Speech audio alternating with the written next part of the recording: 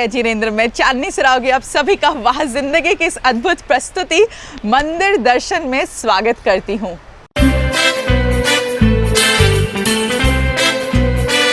वाह वाह वाह जिंदगी, ऐसी जिंदगी, हर मोड़ पे है चुनौती, फिर भी अब बेमिसाल जिंदगी। वाह वाह वाह वाह जिंदगी।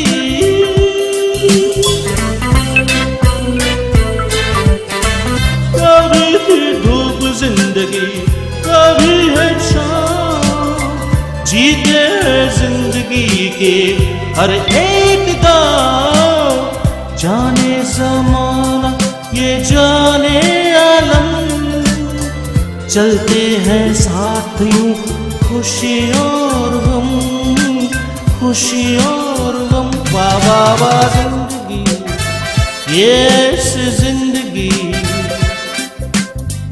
हर मोड़ पे है चुनौती, फिर भी अब बेमिसाल जिंदगी। वाह वाह वाह वाह जिंदगी।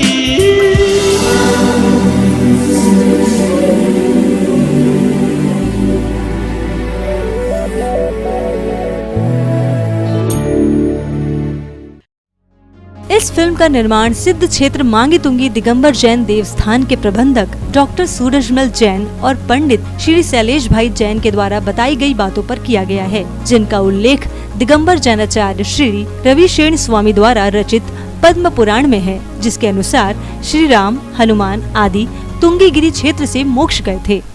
दोस्तों आज का एपिसोड कई मायनों में खास है क्योंकि हमारी प्रस्तुति मंदिर दर्शन में हम आपको जैन मंदिरों के दर्शन कराते हैं ताकि घर बैठे बैठे आप मंदिरों के दर्शन कर सके, भगवान की आराधना में लीन हो सके।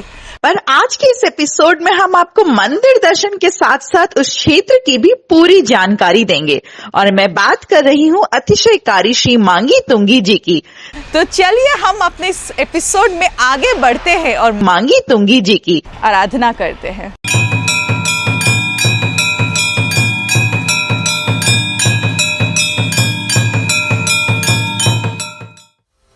देश के करीब 500 जैन मंदिरों के दर्शन कराने के बाद वहां जिंदगी की टीम पहुंची अति प्राचीन तीर्थ क्षेत्र श्री मांगी तुंगी जी। अंजनगिरी गजपंथा दर्शन करने के बाद अब मैं आपको लेके आई हूँ नासिक से कुछ ही किलोमीटर दूरी पर मांगी तुंगी सिद्ध क्षेत्र। इस क्षेत्र से 99 करोड़ महामुनिराज निर्माण प्राप्त किए थे। मान्यता ये है कि इस धरा को मांगी तुंगी को अपने समाज जैन समाज लघु समित शिखर जी के नाम से जानते हैं। तो चलिए दर्शन करते हैं और पुण्य का लाभ कमाते हैं। कोलकाता से वह जिंदगी की टीम हवाई मार्ग के द्वारा मुंबई पहुंची और मुंबई से हमारी टीम ने अंजनगिरी और गजपंथा के दर्शन किए और उस क्षेत्र पर फिल्म बनाई जिसे आप सब ने देखा। और फिर रात में हम पहुंचे अति प्राचीन सिद्ध क्षेत्र मांगी तुंगी जी। सुबह जब हमारी टीम अतिथि भवन से बाहर निकली तो हमारी नजरों के सामने था 2 शिखरों का एक विशाल अद्भुत और मनोहारी पर्वत, जिसके एक शिखर को मांगी कहा जाता है और दूसरे शिखर को तुंगी। आप इस धरा का इतिहास बताइए। मांगी तुंगी सिद्ध क्षेत्र जो यहाँ से 99 करोड़ मुनिराज मोक्ष गए। यहाँ से जैन रामायण के हिसाब से भगवान राम हनुमान सुग्रीव सुडील गए गवाक्ष नील महानील इत्यादि 99 करोड़ मुनिराज यहाँ से मोक्ष गए। जैन रामायण के हिसाब से सीता जी की तपोभूमि भी मांगी तुंगी। जैन रामायण के हिसाब से रामचंद्र जी के सेनापति कृतांतवक यहीं पे मुनि बने और यहीं पे आत्म कल्याण को करके उन्होंने निर्वाण को प्राप्त किया। पहाड़ एक है, तुंगीगिरी के नाम से ही शास्त्रों में इसका उल्लेख आया है, लेकिन पहाड़ की चोटियां दो है। मांगी के नीचे एक मांगी नाम का गांव और तुंगी के नीचे एक तुंगी नाम का गांव। इन गांवों के कारण लोग इसे मांगी तुंगी का पहाड़ कहने लगे। मांगीगिरी की प्रदक्षिणा यह 1400 फीट की है, तो तुंगीगिरी की प्रदक्षिणा यह 1100 फीट की है। मांगी की ऊंचाई समुद्र तल से 4342 फीट ऊंची है। वहीं तुंगी की ऊंचाई 4385 फीट ऊंची है। मांगी तुंगी पहाड़ की चोटियों पर अनेक प्राचीन गुफाएं, प्रतिमाएं और चरण पादुकाएं स्थापित हैं, जिनके दर्शन करने के लिए वहां जिंदगी की एक टीम करीब 3500 सीढ़ियों को चढ़कर वहां पहुंची। वहां पहुंचकर एक अद्भुत और अलौकिक नजारा हमारी नजरों के सामने था। इतने ऊंचे पर्वत से जहां एक विशाल प्राकृतिक दृश्य हमारे नजरों के सामने था, वहीं अनेक प्राचीन गुफाओं और प्रतिमाओं के दर्शन करने का सौभाग्य हमें मिला। सबसे पहले कुछ चढ़ाई चढ़ने के बाद ही सुधबुद्ध जी के प्राचीन गुफाओं के दर्शन होते हैं। यहाँ पहुंचकर हमने भगवान पार्श्वनाथ समेत कई तीर्थंकरों की प्राचीन प्रतिमाओं के दर्शन किए। सर्वप्रथम गुफा में 20वें तीर्थंकर भगवान मुनि सुब्रतनाथ की प्रतिमा है, जिनके तीर्थकाल में राम, हनुमान आदि इसी भूमि से निर्माण को प्राप्त हुए थे। यहाँ पर अनेक तीर्थंकरों की खड़गासन और पद्मासन में प्रतिमाएं विराजित हैं, जिनके दर्शन करने का सौभाग्य हमें मिला है। यहाँ कई चरण चिन्ह भी स्थापित है। इसी गुफा के बगल में भगवान नेमिनाथ की प्राचीन गुफा है। यहाँ भी हजारों साल प्राचीन अनेक प्रतिमाएं विराजित हैं, जिनके दर्शन करने का लाभ हमें मिला। जैन समाज की प्राचीन धरोहरों को हम निहारते रहे, जिन्हें काफी अच्छे तरीके से संरक्षित किया गया है।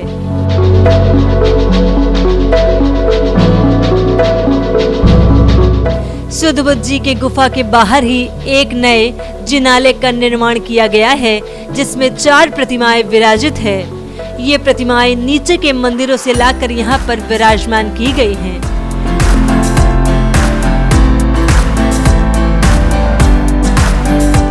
सुधबुद्ध जी के गुफा के नीचे एक प्राचीन गुफा है, जिसमें भूगर्भ से मिली हुई भगवान आदिनाथ जी की प्राचीन प्रतिमा है।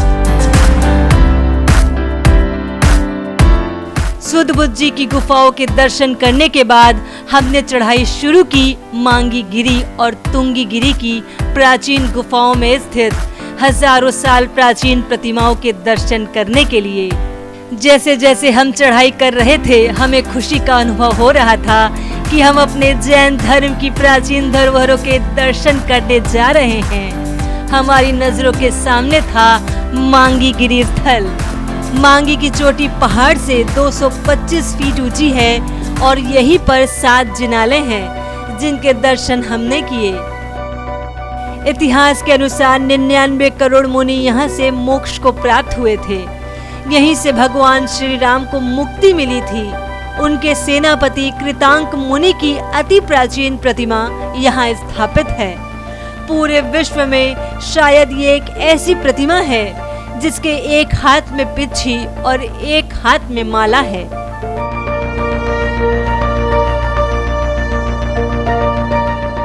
अगली गुफा में भगवान महावीर स्वामी की प्रतिमा स्थापित है।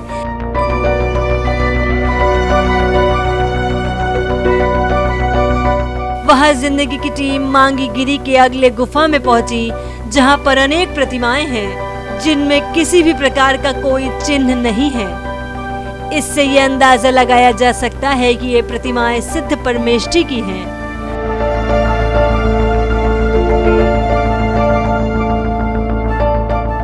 कुछ आगे बढ़कर हमें मुनिराज देवेंद्र स्वामी जी की गुफा मिली, जहां पर स्वामी जी एवं बलभद्र स्वामी जी की जिन बिंब स्थापित है। यहीं पर हमें विश्व की एक लौती प्रतिमा मिली, जिसके दर्शन पीठ से होते हैं। ये प्रतिमा नारायण श्री कृष्ण के भाई बलराम की प्रतिमा है। आगम के अनुसार मांगी तुंगी के जंगल में जब श्री कृष्ण की मृत्यु हो जाती है तो मोहवश बलराम उनके शव को लेकर यहाँ के जंगलों में 6 महीने तक भटकते रहे और जब उनका मोह दूर हुआ तब दिगंबर मुनि बनकर साधना करने लगे। 6 महीने की साधना के बाद जब वे आहारचर्या के लिए नीचे आए तो कुछ महिलाएं उन पर मोहित हो गई और मोहवश में उन महिलाओं ने अपने बच्चों को मटका समझकर पानी में डाल दिया, जिससे बच्चों की मृत्यु हो गई। ये दृश्य देखकर बलराम को अपने से भी तृष्णा हो गई कि जिस रूप को देखकर इतनी हिंसा होती है वो रूप किसी को दिखे नहीं। इसी कारण इनकी ये पीठ वाली प्रतिमा विराजित है। यहीं पर एक चौबीसी भी निर्मित है। आचार्य भद्र बाहु के चरण चिन्ह भी यहीं पर स्थापित हैं। जैसे जैसे एक गुफा से दूसरी गुफा की ओर हम बढ़ रहे थे वैसे वैसे हम इतनी ऊंची पहाड़ से प्राकृतिक माहौल को निहार रहे थे। एक तरफ जहां हमें प्राचीन प्रतिमाओं के दर्शन हो रहे थे, वहीं इतने ऊंचाई से हम विहंगम दृश्य को देखकर आनंदित थे।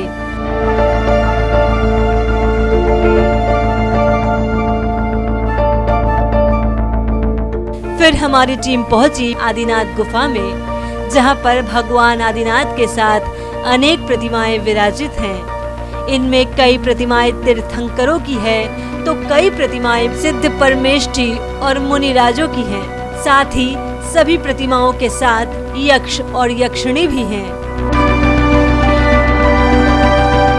यहाँ से कुछ आगे बढ़ने पर एक अन्य गुफा में नंदीश्वर स्वामी की एक प्राचीन प्रतिमा है। साथ ही कई अन्य प्रतिमा भी विराजित हैं। समय समय पर इनका जीर्णोद्धार भी होता है।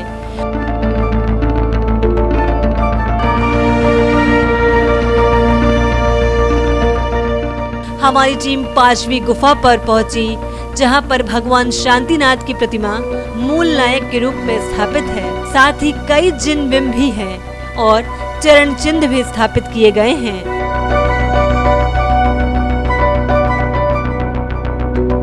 गुफा के बाहर भी कुछ प्रतिमाएं भी स्थापित हैं और साथ ही एक शिलालेख भी है, जिसके अनुसार यहाँ के राजाओं ने इसका जीर्णोद्धार कराया था। यहीं पर क्षेत्रपाल जी की अतिशयकारी प्राचीन प्रतिमा है। अब हमारी टीम पहुंची 6वीं गुफा में, जिसे शांतिनाथ गुफा कहा जाता है। यहाँ मूल नायक भगवान शांतिनाथ की प्रतिमा के साथ खड़गासन और पद्मासन में अनेक प्रतिमाएं विराजित हैं। समय समय पर इन प्रतिमाओं का जीर्णोद्धार होता रहता है। हमने सभी प्रतिमाओं के दर्शन किए और खुद को सौभाग्यशाली समझा।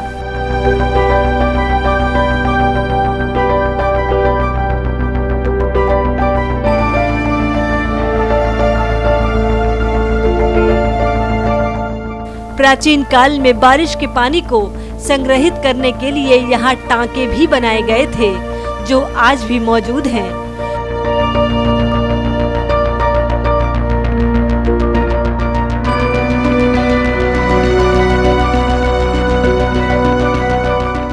पूरी परिक्रमा में जगह जगह अनेक प्रतिमाएं विराजित हैं, जिनमें कई प्रतिमाएं तीर्थंकरों की है तो कई सिद्ध परमेष्ठियों की है। जगह जगह हमें चरण चिन्ह के भी दर्शन हुए। इतनी प्राचीन प्रतिमाओं के दर्शन कर हम अपने को अति सौभाग्यशाली महसूस कर रहे थे।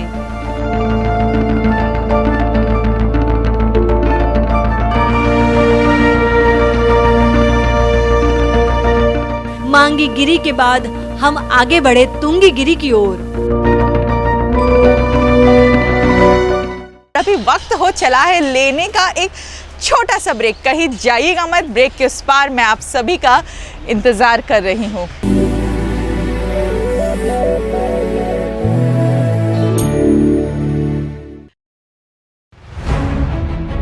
हमारे देश भारत के विकास में जैन समाज का बहुत बड़ा योगदान रहा है।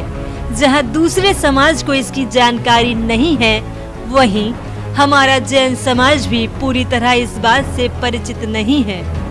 पिछले 2 साल से वह जिंदगी जैन रत्न के नाम से एक टीवी शो प्रसारित कर रहा है, जिसके सीजन 1, 2 और 3 के द्वारा अभी तक जैन समाज की 150 प्रतिभाओं को दुनिया के सामने लाने का प्रयास किया गया है।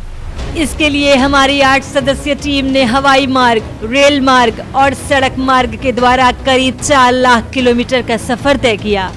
मकसद केवल एक ही है, जैन समाज के द्वारा देश को दिए गए महत्वपूर्ण योगदान से दुनिया को परिचय कराना। देश के विकास में जैन समाज के व्यक्तियों ने हर क्षेत्र में अपना महत्वपूर्ण योगदान दिया है। जहां न्याय के क्षेत्र में हम उच्च स्तर पर पहुंचे हैं, वहीं राजनीतिक क्षेत्रों में भी हमारे समाज ने उच्च स्थान प्राप्त किया है।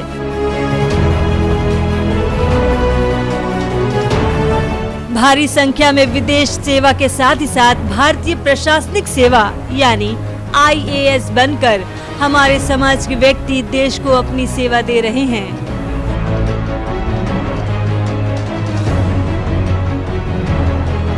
भारतीय पुलिस में भी जैन समाज के अनेक व्यक्ति हैं जो देश की सुरक्षा में लगे हैं। साथ ही IRS और अन्य उच्च पदों पर रहकर देश के राजस्व को बढ़ा रहे हैं। उद्योग और व्यवसाय में तो हर क्षेत्रों में हमारे समाज का बहुत बड़ा योगदान है। हर देश के विकास में इस क्षेत्र का महत्वपूर्ण स्थान होता है और हमारा जैन समाज उद्योग और व्यवसाय में अव्वल है। यहाँ तक कि इस क्षेत्र में हमारे समाज के लोग विदेशों में भी काफी बड़ा कार्य कर रहे हैं।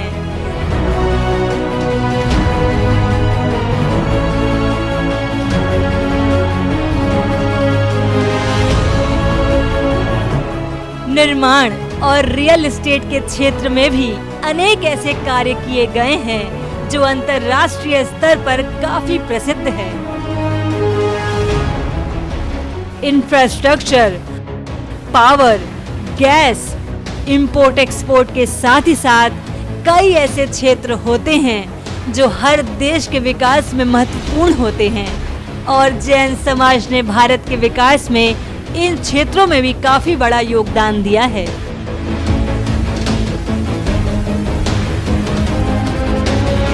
कॉर्पोरेट क्षेत्र में भी हम अग्रणी हैं। हर देश की आर्थिक स्थिति का अंदाजा शेयर मार्केट से लगता है, जिसमें भी जैन समाज के दिग्गज व्यक्ति हैं। स्वास्थ्य के क्षेत्र में भी हमारे समाज का काफी बड़ा योगदान है, जो लोगों को नवजीवन दे रहा है। शिक्षा के क्षेत्र में भी हमारा समाज अव्वल है।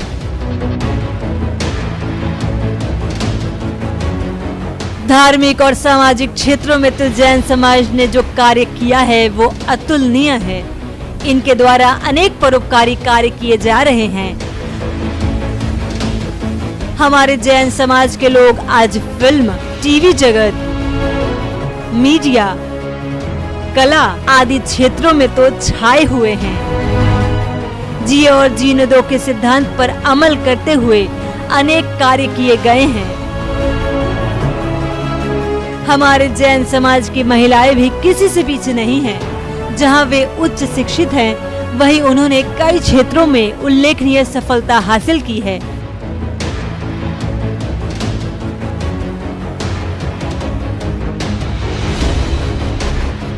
यहाँ तक कि हमारे समाज की बच्चियों ने विश्व के मानचित्र पर अपना स्थान बनाया है। अनेक ऐसे बच्चे हैं जो शारीरिक रूप से अक्षम होने के बावजूद भी अद्भुत कार्य कर रहे हैं। यानी कि हर क्षेत्र में जैन समाज महत्वपूर्ण कार्य कर रहा है।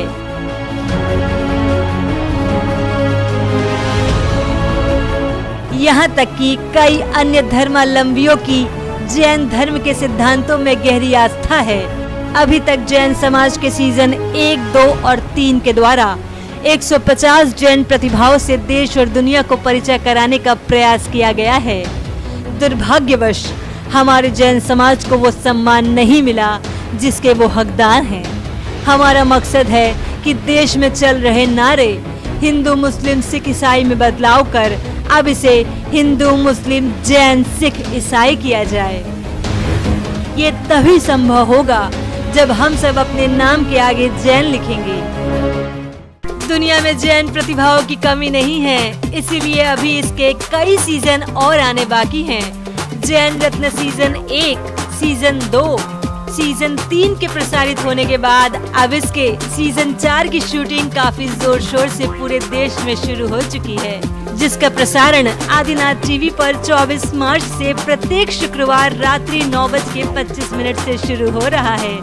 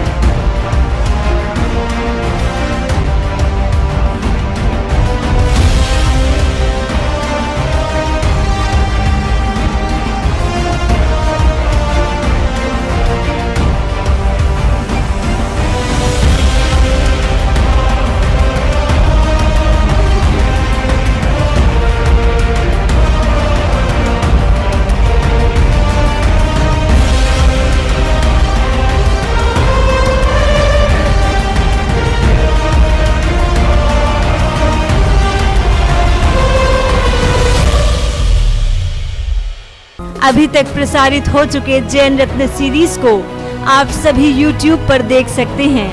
हमारे सभी एपिसोड्स YouTube पर उपलब्ध हैं। YouTube पर आप सर्च करें वह जिंदगी जैन रत्न।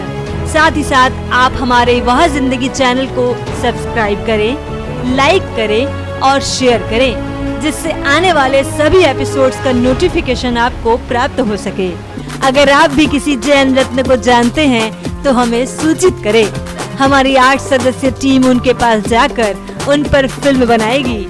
उन्हें हम जैन रत्न सीरीज में शामिल करेंगे।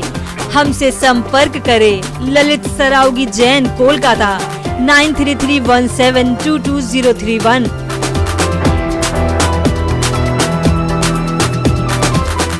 सबिता जैन, कोलकाता 9038348983।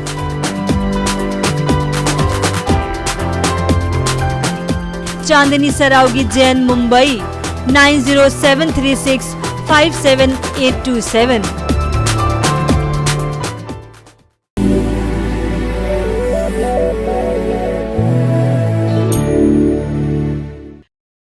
ब्रेक के बाद मैं चांदनी सरावगी आप सभी का स्वागत करती हूँ।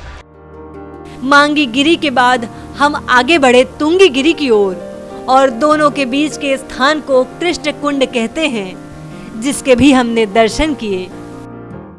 बलराम की यह चरण पादुका है और ये जो चरण छतरी है, बिजली गिरने से इसका थोड़ा क्षति पहुंची है। और इसी के आगे और एक रामचंद्र जी की भी चरण पादुका की छतरी थी। राम और बलराम इस भूमि के मुख्य किरदार और नायक कह लीजिए, क्योंकि राम यहाँ से मोक्ष गए हैं और बलराम यहाँ से 5वें स्वर्ग में दिए हुए हैं। तो इन दोनों की चरण छतरी इस स्थान पर बनी हुई थी। इस स्थान को कहते हैं कृष्ण कुंड। पास में ही एक कुंड है जहाँ नारायण श्री कृष्ण का अंतिम संस्कार बलदेव मुनिराज के द्वारा हुआ था और उन्हीं बलभद्र महामुनिराज की यह चरण छतरी और उनके चरण चिन्ह यहाँ पर विराजमान है।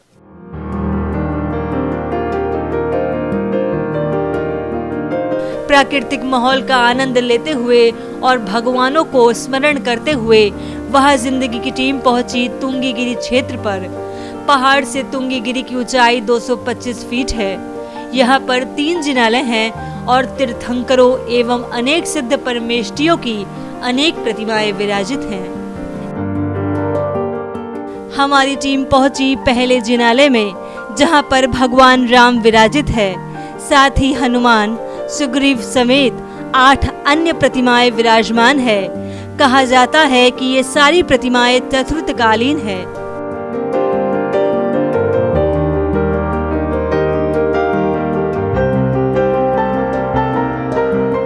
हमारी टीम पहुंची दूसरी गुफा में, जिसे चंदा प्रभु गुफा कहा जाता है, जहां पर मूल नायक भगवान चंदा प्रभु भगवान की प्रतिमा विराजित है।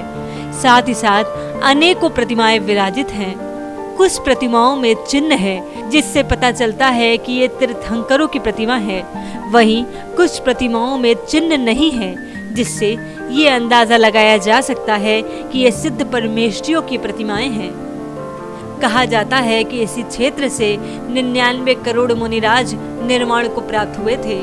उन्हीं में से कुछ प्रमुख सिद्धों की प्रतिमाएं स्थापित की गई हैं।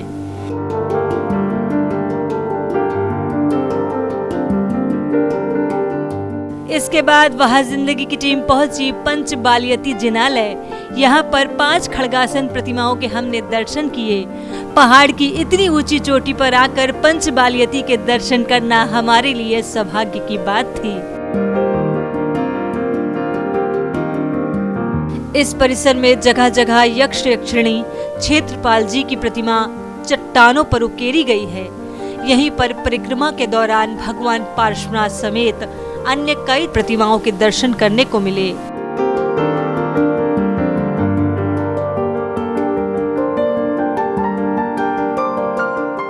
एक तरफ जहां हमें प्राचीन प्रतिमाओं के दर्शन हो रहे थे, वहीं शीतल हवाओं को महसूस कर हम अद्भुत और आध्यात्मिक शांति का अनुभव कर रहे थे। अहो भाग्य है हमारे कि हमको दर्शन करने का मौका मिला और भगवान ने हमें इतनी शक्ति दे दी कि हम आराम से पहाड़ों की वंदना करते हुए हम प्रभु के दर्शनार्थ के लिए आ गए।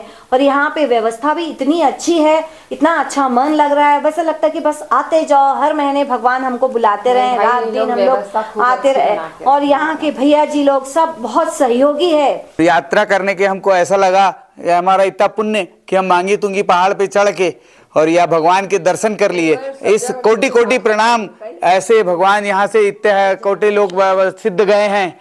यहाँ की व्यवस्था, नीचे की व्यवस्था, ऊपर की व्यवस्था बहुत ही शानदार है। आप लोगों का भी बहुत बहुत धन्यवाद। आपने इतने अच्छे से अपने तीर्थों की आप डॉक्यूमेंट्री पिक्चर बना रहे हैं, बहुत सहयोग कर रहे हैं। आप जन जन तक इस सब चीजों को, जैन धर्म का प्रचार कर रहे हैं। ये इसके लिए मैं आपको बहुत बहुत आपकी टीम को सभी को बहुत बहुत धन्यवाद करती हूँ कि आप हमारी जैन धर्म के प्रचार कर रहे हैं। इसके लिए हम आपको बहुत बहुत आभारी है भैया। सुध बुध, मांगीगिरी और तुंगीगिरी गुफाओं और जिनालों में विराजित प्राचीन प्रतिमाओं के दर्शन कर हम अपने को धन्य समझ रहे थे और सभी को नमन कर वह जिंदगी की टीम पहाड़ से नीचे उतर आई। पहाड़ से नीचे उतरने के क्रम में हमें विश्व प्रसिद्ध 108 फीट ऊंची भगवान आदिनाथ की प्रतिमा के दर्शन किए।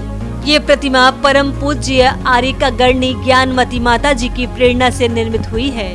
प्रतिमा के दर्शन कर वह जिंदगी की टीम भाव विभोर हो गई।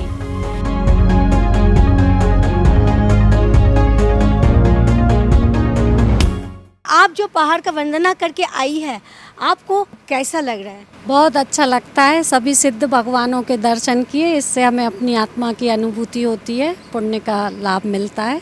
आप कितने बजे परिक्रमा के लिए निकली थी? हम लोग 6 बजे, सुबह 6 बजे परिक्रमा के लिए निकले थे। फिर हम लोग 7:30 बजे वहाँ मांगी जी पहुँचे। रास्ता में कोई तरह की दिक्कत तो नहीं है पहाड़ चढ़ाई के टाइम? नहीं, कोई दिक्कत नहीं हुई है। आपको कैसा लग रहा है परिक्रमा करके? बहुत अच्छा, बहुत आनंद आ रहा है, बहुत आनंद आया है। और ऐसी परिक्रमा बहुत मुश्किल से मिलती है, पुण्य से मिलती है और बहुत अच्छा लगा। आप इतने छोटे उम्र में मांगी तुंगी की पर्वत का दर्शन करके आए, परिक्रमा लगा के आए, आपको कैसा लग रहा है? मैं समझता हूँ कि बहुत ही सौभाग्य का काम था ये मेरे लिए कि मुझे ये मांगी तुंगी के दर्शन करने को मिले। और मैं सभी यंगस्टर से यही बोलूँगा कि एक बार यहाँ ज़रूर आएँ और ये इससे अच्छा आपके लिए सेल्वेशन का पाथ नहीं मिलेगा। हम करीब 20 साल पहले आए थे, जब भगवान ऋषभनाथ भगवान की मूर्ति नहीं बनी थी, तो मेरे मन में एक जिज्ञासा थी कि कब ऋषभदेव भगवान की प्रतिमा देख लें। तो आज मैंने अभी देखी और बहुत ही अद्भुत कार्य हुआ है। आप जब पहाड़ का परिक्रमा ले रही थी तो आपको कोई कठिनाई नहीं आई? आपको ऐसा नहीं लगा मैं नीचे चली जाऊं मैं और ऊपर नहीं जा पाऊंगी, ऐसे कोई कठिनाई नहीं आई? कठिनाई नहीं आई, ऐसा सोच रही थी कि मैं तो चढ़ ही नहीं पाऊंगी, लेकिन फिर आराम से पूरा अच्छे से हो गया, खूब अच्छा लगा भाई। मैं तो सोच भी नहीं रही थी कि चढ़ पाऊंगी, डोली में बैठूं क्या, ऐसे भी सोच रही थी। लेकिन भगवान जी की इतनी ज़्यादा आशीर्वाद और कृपा है कि खूब अच्छे से हर काम सफल हो गया शांतिपूर्वक। जहां वह जिंदगी की एक टीम सुबह से मांगी और तुंगी के पहाड़ों पर शूटिंग के लिए गई हुई थी, वहीं हमारी दूसरी टीम नीचे के मंदिरों में शूटिंग कर रही थी। मांगी तुंगी का पहाड़ एवं जिस परिसर में हम ठहरे थे, ये परिसर की व्यवस्था श्री सिद्ध क्षेत्र मांगी तुंगी दिगंबर जैन देवस्थान ट्रस्ट के द्वारा किया गया था। वह जिंदगी की दूसरी टीम सुबह से ही यहाँ पर कवरेज कर रही थी। सबसे पहले हमने चिंतामणि पार्श्वनाथ मंदिर के दर्शन किए। भगवान पार्श्वनाथ की ये प्रतिमा काफी अतिशयकारी है। ये करीब 300 साल प्राचीन प्रतिमा है। हमने भगवान के पंचामृत कलश होते भी देखे। वेदी की फेरी के क्रम में हमें नवग्रह चैत्यालय के भी दर्शन हुए। मंदिर में माता पद्मावती और बाबा क्षेत्रपाल की भी प्रतिमा स्थापित की गई है। इस मंदिरों की साज सज्जा अद्भुत है। चारों ओर दीवारों को कांच की नक्काशी से सजाया गया है। वहीं दूसरी तरफ अनेक संतों के चित्रों को भी प्रदर्शित किया गया है। यहाँ कई चरण चिन्ह भी स्थापित हैं। भगवान पार्श्वनाथ की यह प्रतिमा काफी अतिशयकारी है। प्रत्येक पूर्णिमा में हजारों की संख्या में श्रद्धालु यहाँ दर्शन के लिए आते हैं और लोगों की मनोकामनाएं भी पूर्ण होती है। चिंतामणि भगवान पार्श्वनाथ के सामने ही भगवान आदिनाथ का मंदिर निर्मित है। ये भी करीब 200 साल प्राचीन है। यहाँ भगवान आदिनाथ की प्रतिमा के हमने दर्शन किए। इसी मंदिर के पीछे चिंतामणि पार्श्वनाथ का भी एक मंदिर है। इसी मंदिर के ऊपर में एक और दर्शन है, जहां भगवान शांतिनाथ समेत 5 तीर्थंकरों की प्रतिमाएं स्थापित है। हमने इनके भी दर्शन किए। कुछ कदम आगे चलकर हम पहुंचे भगवान मुनि सुब्रतनाथ के एक विशाल और भव्य मंदिर परिसर में। हमारे सामने थी भगवान मुनि सुब्रतनाथ की 21 फीट ऊंची खड़गासन मुद्रा में भव्य प्रतिमा। हमने इस प्रतिमा के दर्शन किए और नमन किया। इस प्रतिमा के एक ओर भगवान बाहुबली की प्रतिमा है।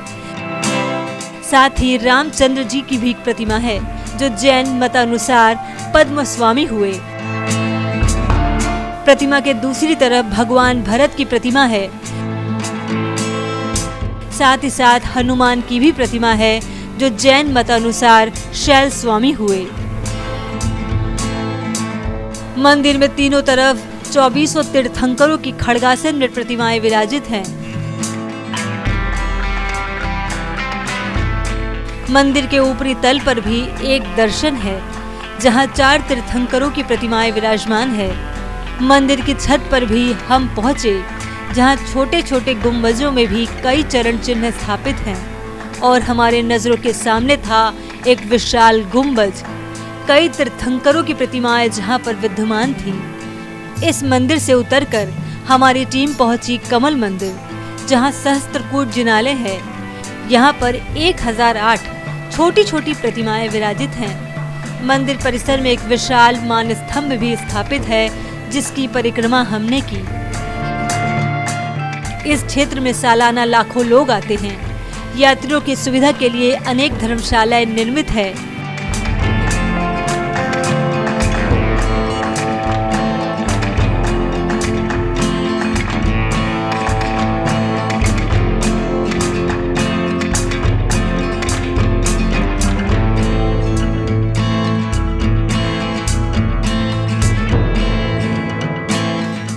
एक भव्य भवन भी निर्मित हुआ है, जिसके कमरे अत्याधुनिक सुविधाओं जैसे एसी, गीजर आदि से सुसज्जित है। इसी भवन में लिफ्ट की भी व्यवस्था की गई है। परिसर का कार्यालय अत्याधुनिक ढंग से निर्मित किया गया है, जहां अतिथियों को सारी सूचनाएं और सुविधाएं दी जाती हैं।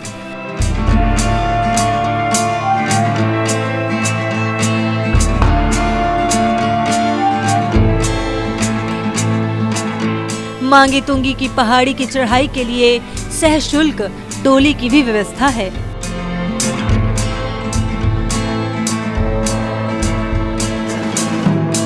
वह जिंदगी की टीम ने इस अति प्राचीन, विशाल और प्राकृतिक माहौल से ओतप्रोत सिद्ध क्षेत्र के दर्शन किए। हमारी टीम ने अपने आप को सौभाग्यशाली समझा और हमारा ये प्रयास था कि इस फिल्म के द्वारा मांगी तुंगी के पहाड़ समेत सभी प्रतिमाओं एवं गुफाओं के दर्शन आपको कराए जाएं। पर एक फिल्म में सभी दर्शन कराना संभव नहीं है। सारी जानकारी हमने कमेटी के अधिकारियों से प्राप्त कर आप सबके सामने प्रस्तुत की है। हम आपसे आग्रह करते हैं कि इस प्राचीन पवित्र क्षेत्र के अगर अभी तक आपने दर्शन नहीं किए हैं तो आज ही यहाँ आने का कार्यक्रम बनाइए और सह परिवार दर्शन कर अपनी जिंदगी को बनाइए वह जिंदगी।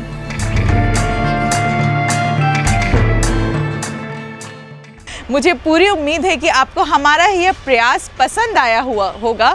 हमें दिए गए नंबर पर संपर्क करके हमें ज़रूर बताएं।